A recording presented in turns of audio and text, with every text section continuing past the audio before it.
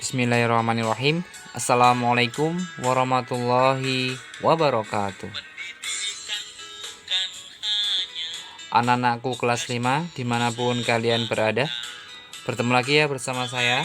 Dalam video kali ini kita akan membahas tentang soal-soal ujian kenaikan kelas ya, atau tes kendali mutu atau penilaian akhir tahun. Semoga anak-anakku semuanya selalu dalam keadaan sehat, tetap semangat, dan terus belajar. Baik anak-anak, kita akan membahas nomor 1 ya. Harapannya ini bisa menjadi salah satu bahan belajar anak-anakku di rumah, sehingga besok ketika ada soal ujian matematika, anak-anak diberi kemudahan dan kelancaran gitu ya. Kita bahas nomor 1. Hasil dari akar pangkat 3 dari 4913 itu berapa? Nah, kalau seperti ini, anak-anak harus mengerti nih. Caranya gimana? Caranya adalah, karena pangkat 3 nih, maka anak-anak harus menghitung 3 angka dari belakang. 1, 2, 3. Maka di sini kita bagi 2 gitu ya. Kemudian akar pangkat 3 dari 4 itu berapa? Jadi angka berapa kalau dipangkatkan 3 itu mendekati 4 anak-anak? Yaitu 1 ya. 1 pangkat 3 itu 1. Kenapa enggak 2 Ustadz? Coba kalau 2 pangkat 3. Dia 8, lebih dari 4, maka enggak boleh. Maka jawabannya adalah 1. Nah, kemudian kita selesai dengan yang akar 4 ini ya, kita pindah ke yang 913. Nah, kita perhatikan angka yang paling belakang, yaitu yang angka 3 ini anak-anak. Nah, angka 3 ini. Nah, kemudian ada suatu angka gitu ya. Ketika dipangkatkan 3, nanti angka satuan atau angka belakangnya itu 3. Yaitu berapa? Coba kalau 4 pangkat 3 itu berapa anak-anak? Belakangnya angka 4 nanti, karena 64 ya kan. Kalau 5, belakangnya angka 5. Kalau 6, belakangnya angka 6. Kalau 7, belakangnya angka 3. Maka jawabannya adalah 7. Nah, berarti udah ketemu, sudah, yaitu 1 tambah 7. Bukan ya, 1 dengan 7 dirangkai jadi 17. Jawabannya yang D. Gitu ya anak-anak. Jadi cara seperti ini anak-anak pasti sudah pernah tahu ya, pernah dipelajari. Nah, semoga ini mengingatkan anak-anak semua dalam mencari akar pangkat 3 gitu ya. Baik, soal berikutnya nomor 2. Akar pangkat 3 dari M itu 15 ya. Akar pangkat 3 dari M itu 15. Maka nilai M yang tepat itu berapa? Nah, ini kan cuman bolak-balik ya. M itu adalah suatu bilangan anak-anak yang kita nggak tahu. Nah, kita akan mencarinya ya. Maka caranya gimana? Caranya adalah ini 15 nih. Maka sama saja dengan 15. Kan 15 ini pangkat 3. Kalau misalnya M-nya ini sama dengan 2 Ustadz, ya udah 2-nya ganti pangkat 3 ya. Misalnya nih, ini 21, nah ya 21 pangkat 3. Intinya adalah yang di sini itu kita pangkatkan dengan 3, maka ketemunya di dalam sini gitu ya. Maka 15 pangkat 3 itu sama dengan 15 kali 15 kali 15 gitu ya. Maka berapa ini 15 kali 15? 225 anak ya kan. Kemudian dikali 15 lagi ya, yaitu berapa? Kita cari. Ini 25 nyimpen 2, 12 nyimpen 1, 11 ya. Kemudian 225 kali 1 ya 225 ya. Nah, ini kalau dijumlahkan ketemunya apa ini? 3375, yaitu yang A. Mudah sekali bukan? Insya Allah anak-anak pasti bisa. Nanti ketika ada yang mau ditanyakan, boleh silakan ya, boleh japri atau boleh komen. Nanti akan saya jawab sebisa saya. Lanjut nomor 3. Sebuah kubus memiliki panjang rusuk 14 cm. Ya, panjang rusuk itu simbolnya boleh S ya, boleh S. Ada buku itu yang menyebutkan S ya, rusuk itu. Ada juga buku lain yang bilang rusuk itu R ya, sama saja. Jadi kubus itu memiliki panjang rusuk yaitu 14 ya, atau panjang sisi 14 cm.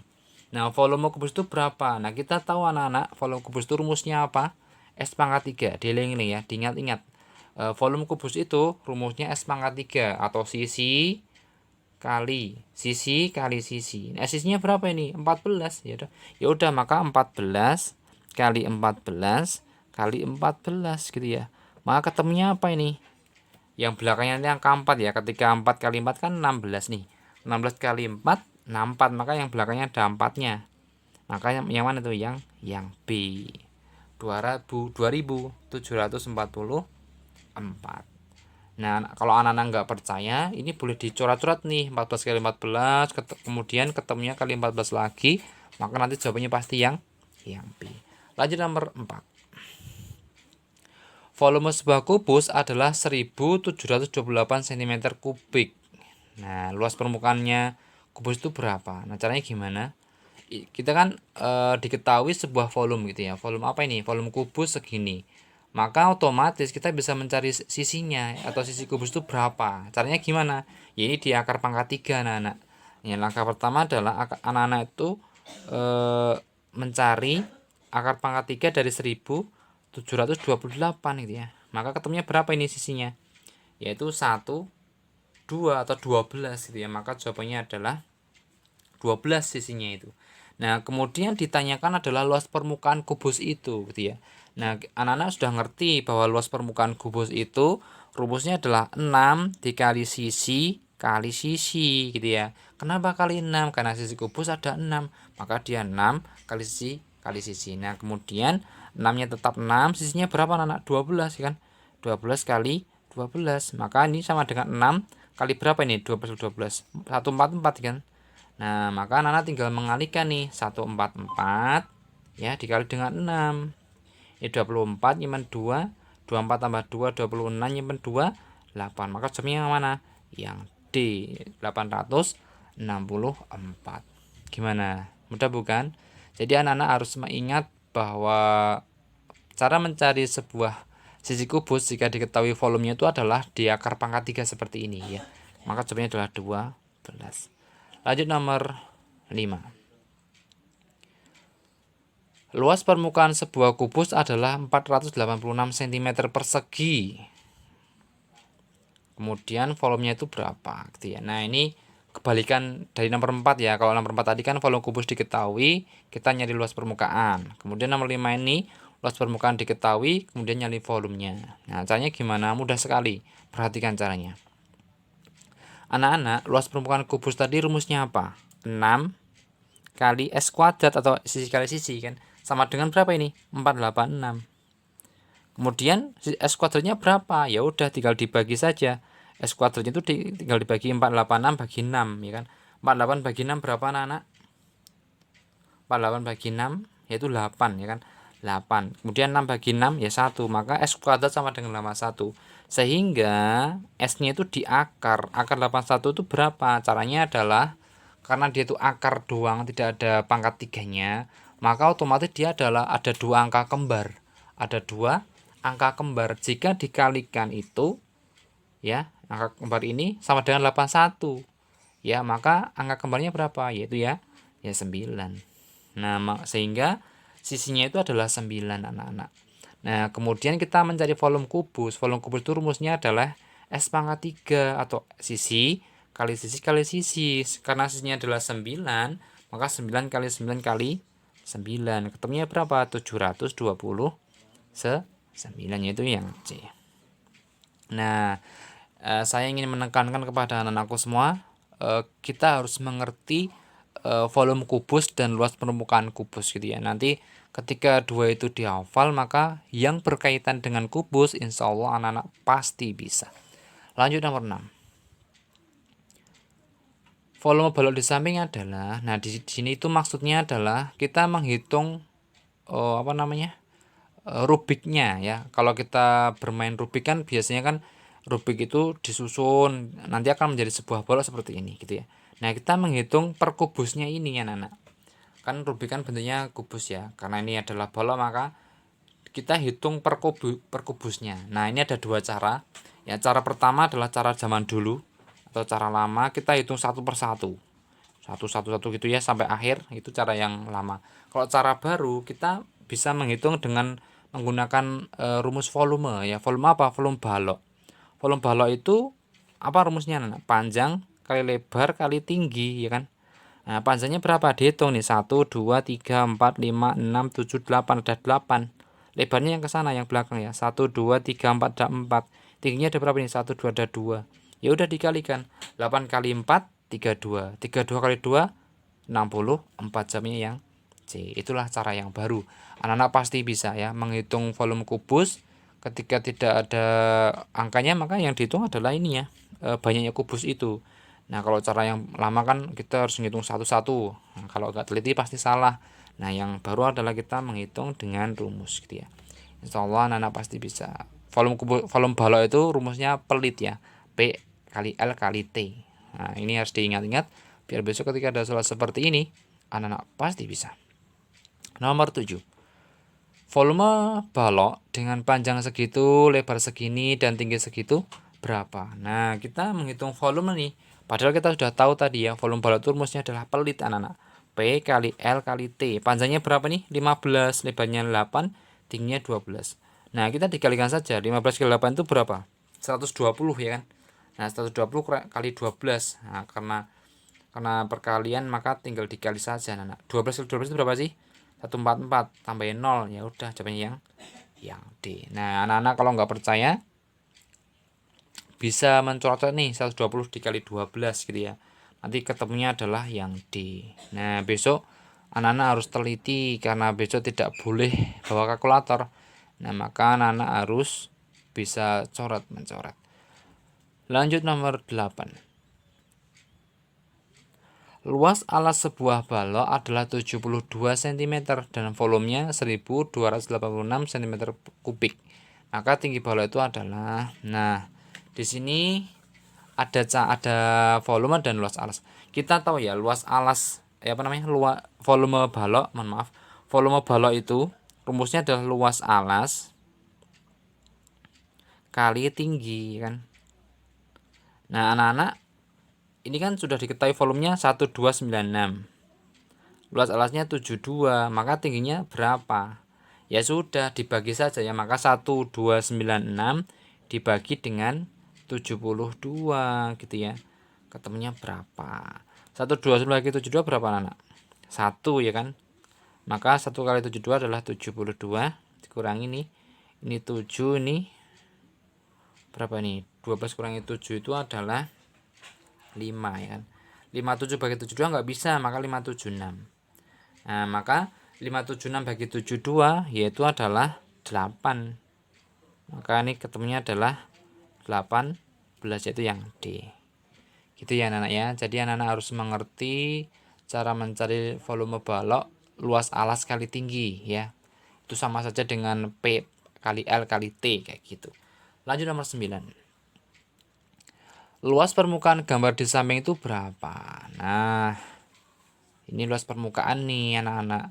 Padahal kita harus mengerti ya, permukaan balok itu dia itu kan kulitnya ada pasangannya nih. Kalau atas pasangan dengan bawah, depan dengan belakang, kanan dengan kiri gitu kan. Maka caranya adalah semuanya dikalikan 2. Ya, 2PL artinya 2 kali P kali L ditambah 2PT, P panjang kali tinggi, tambah 2LT ya. P-nya sebagai panjang, L-nya lebar, T-nya tinggi ya, seperti itu.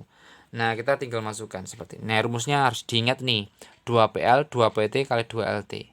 Enggak ada yang sama kan anak-anak? Maka itulah caranya. Kenapa dikali 2? Karena berpasangan. Panjang lebarnya kan ada 2 nih. Yang bawah dengan yang atas ada 2. Panjang dan tinggi, panjang dan tinggi yang depan dengan yang belakang. Lebar dan tinggi, lebarnya di sini dengan tinggi, maka yang kanan dengan yang kiri ada 2 semuanya. Maka kita masukkan rumusnya. 2 panjangnya berapa? 9, lebarnya 5. Tambah 2-nya tetap, panjangnya berapa? 9, tingginya 6. Titik berarti kali ya anak-anak ya. Kemudian tambahkan ini 2, lebarnya berapa? 5, tingginya berapa? 6. Nah, maka 2 kali 9 kali 5 itu adalah 2 kali 5 10 kali 9 maka 90. Tambahkan 2 kali 9 kali 6, 12 kali 9. Berapa? 12 kali 9 108 ya kan, 108. Kemudian 2 kali 5 kali 6, maka 10 kali 6 yaitu 60. Maka ketemunya berapa ini anak-anak? 150 tambah 108, maka 258, yaitu yang ya. Nah, yang saya ingin tekankan adalah anak-anak harus menghafal atau memahami konsep tentang luas permukaan balok ya. Nanti akan ada yang keluar, maka anak pelajari itu insya Allah pasti bisa ya. Lanjut nomor 10. Rangkaian bidang datar yang dirangkaikan akan membentuk bangun ruang dinamakan apa? Jaring-jaring ya, yaitu yang B. Jadi jaring-jaring misalnya jaring-jaring kubus gitu kan. Maka anak-anak harus mengerti kurang lebihnya seperti ini ya.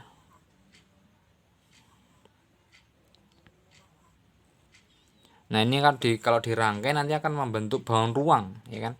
Ini kan bidang datar nih. Bidang datar ada berapa ini? Ada 6 ya. Maka ini kebanyakan satu. Maka nanti kalau dirangkaikan itu ya dia akan membentuk bangun ruang. Ya namanya. Maka ini namanya adalah jaring. Lanjut nomor berikutnya. Yang bukan nomor 11 ya. Mohon maaf. Yang bukan termasuk jaring-jaring balok adalah, nah ini anak harus menghafal tentang jaring-jaring nih, jaring-jaring balok, jaring-jaring kubus, maka harus dipahami supaya ini benar tidak anak-anak, jaring-jaring balok ya, bener ya, dia termasuk ini, maka benernya A. Kenapa yang enggak B ya? Kalau B ini kan kok ada dua ini.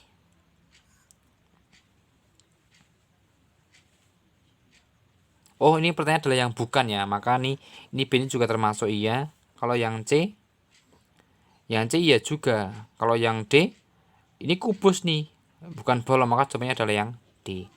Karena yang bukan termasuk balok, jaring-jaring balok ya, maka jawabannya adalah yang D. Ini jaring-jaring kubus. Mohon maaf, ini jaring-jaring balok ya. Ini juga balok, ini juga balok nih. Maka yang bukan jaring-jaring balok maka yang D karena dia jaring-jaring kubus. Gimana anak-anak harus mengerti ya tentang jaring-jaring. Ketika nanti ada soal seperti ini, anak-anak pasti bisa. Lanjut nomor 12. Luas seluruh bangun datar pembentuk jaring-jaring bangun ruang dinamakan apa? Luas kan seluruh nih. Maka luas permukaan itu yang atau luas kulitnya gitu. Gimana mudah ya? Insya Allah anak-anak pasti bisa. Nomor 13. Dalam kehidupan sehari-hari, jaring-jaring bangun ruang itu dimanfaatkan untuk apa? A. Menyusun bangun datar, menghitung volume, memperkirakan luas bangunan atau membuat kemasan produk, yaitu yang D ya. Atau bisa juga dibungkus gitu, maka yang D. Nomor 14. Banyak rusuk pada bangun kubus ada. Nah, kubus itu yang gimana sih? Kita coba gambar ya. Kubus itu kurang lebihnya seperti ini anak-anak. Ya, kita bikin kotak dulu yang depan. Kita copy jadi ditaruh di belakang gitu ya. Nah, kurang lebihnya seperti ini. Ya, kemudian dihubungkan antar sudutnya. Nah, seperti ini, kurang lebihnya seperti ini ya, Nana ya. Anak-anakku pasti lebih bagus gambarnya daripada saya ini. Nah, seperti ini. Nah, yang ditanyakan adalah apa ini? Banyak rusuk. Nah, kita dihitung yang garis-garisnya ini 1, 2, 3, 4, 5, 6, 7, 8, 9, 10, 11, 12 ya. Yaitu yang A. Kalau titik sudutnya ada berapa? Nah, ada 8 ya. Yang pojok-pojok ini ada 8. Insyaallah anak-anak pasti bisa. Nomor 15. Jaring-jaring pada bangun ruang balok terbuat dari bangun datar apa? Kalau balok itu gimana? Gambarnya gimana anak-anak? Yaitu yang seperti ini ya, kurang lebihnya. Yaitu ada bangun apa ini? Bangun persegi panjang, maka jawabannya sudah diketahui yaitu ya persegi panjang. Kurang lebih seperti ini anak. Nah, insya Allah nanti aku lebih bagus gambarnya ya, yaitu yang C jawabnya. Nomor 16. Perhatikan gambar berikut ini. Jika yang diartis sebagai tutup kubus, maka alas kubusnya nomor berapa? Ya udah, kalau kita bisa membayangkan ini, maka mudah sekali ya, yaitu nomor 2.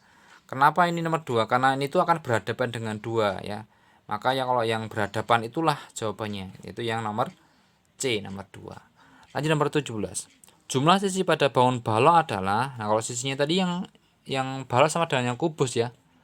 Sisinya itu yang bisa kita raba ya. Maka ada berapa anak? Depan, belakang, atas, bawah, kanan, kiri, yaitu ada 6 ya. Maka jawabannya yang D.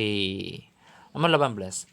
banyaknya bangun datar pada jaring-jaring kubus berjumlah, ini sama saja dengan sisinya bangun kubus itu ada berapa ya, seperti balok ya, yaitu ada 6 ya. Jadi anak-anak harus mengerti kesamaan kubus dengan balok itu adalah terletak pada rusuknya sama ya kan, titik sudutnya juga jumlahnya sama, dan sisinya juga jumlahnya adalah sama. Yang membedakan apa, ininya apa namanya, bangun pembentuknya. Kalau kubus terbentuk dari persegi, kalau balok dia itu persegi panjang, itulah bedanya.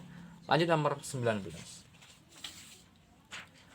Keterangan yang diperoleh berdasarkan fakta dinamakan apa? Angka, data, ringkasan, bilangan, yaitu yang data ya. Data itu adalah anak-anak apa namanya, informasi ya, atau keterangan yang diperoleh secara fakta atau sebenarnya.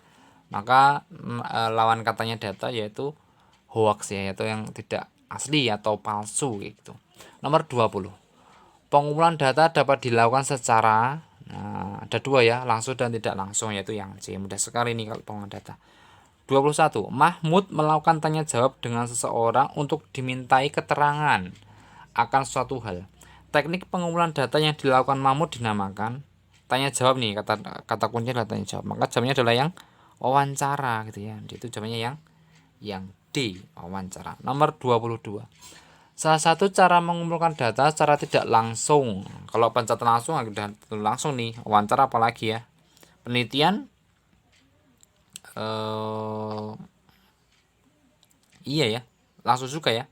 Maka yang kuesioner atau angket. Angket itu tidak langsung anak-anak, karena kita bisa mengerjakan di rumah. Misalnya nih, ada seorang guru, dia itu ingin mensurvei dari kelas 4 misalnya atau kelas 5, siapa sih yang mau bertamasya kembali misalnya. Maka guru tersebut ngasih angket, nanti kan diberikan kepada orang tuanya siapa yang setuju gitu ya. Maka itu namanya tidak langsung, yaitu kuesioner atau angket gitu ya. Nomor 23.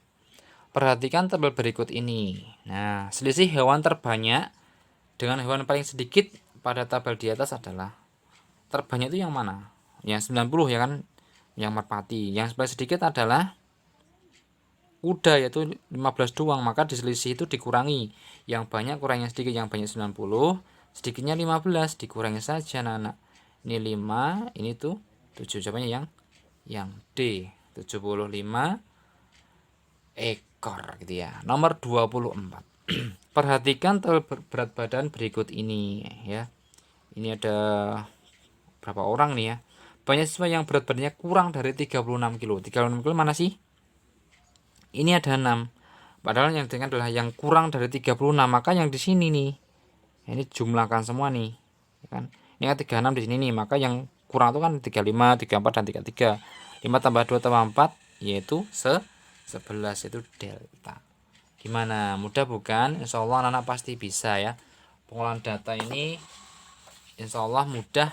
Anak-anak harus teliti dan insya Allah pasti bisa. Nomor 25. Perhatikan data berikut untuk menjawab soal nomor 25 sampai 27. Nah, kalau sudah seperti ini, maka anak-anak harus teliti, itulah kuncinya ya. Nilai tertinggi dari data di atas adalah A, 40. Apakah benar ada 40 di sini? Cek. Oh enggak ada, maka ini mengecoh nih, 40 enggak ada. 39 adakah? 39 ada nih, 39. Maka jawabannya yang B, kan tertinggi gitu ya. Nomor 26. Banyak siswa yang dengan jumlah nilai SPD lebih dari 35, maka 36 ke atas ya kan.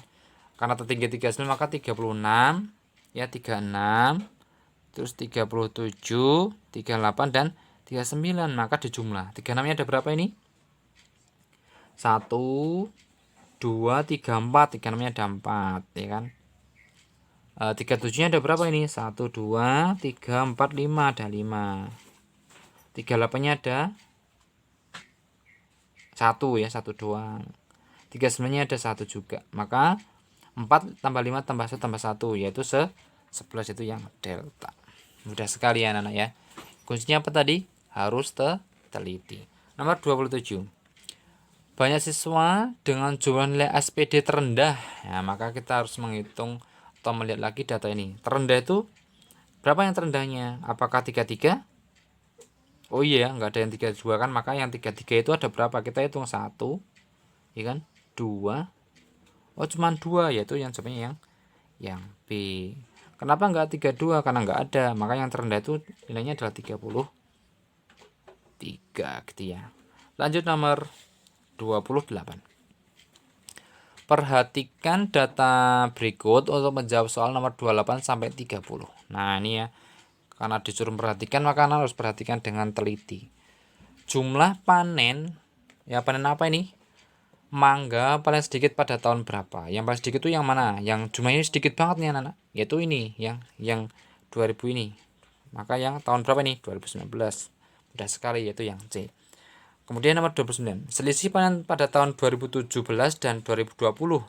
Maka yang ini dikurangi 2017 yang ini. Maka kalau ada selisih itu anak-anak, maka yang besar ya dikurangi yang kecil ya 2850.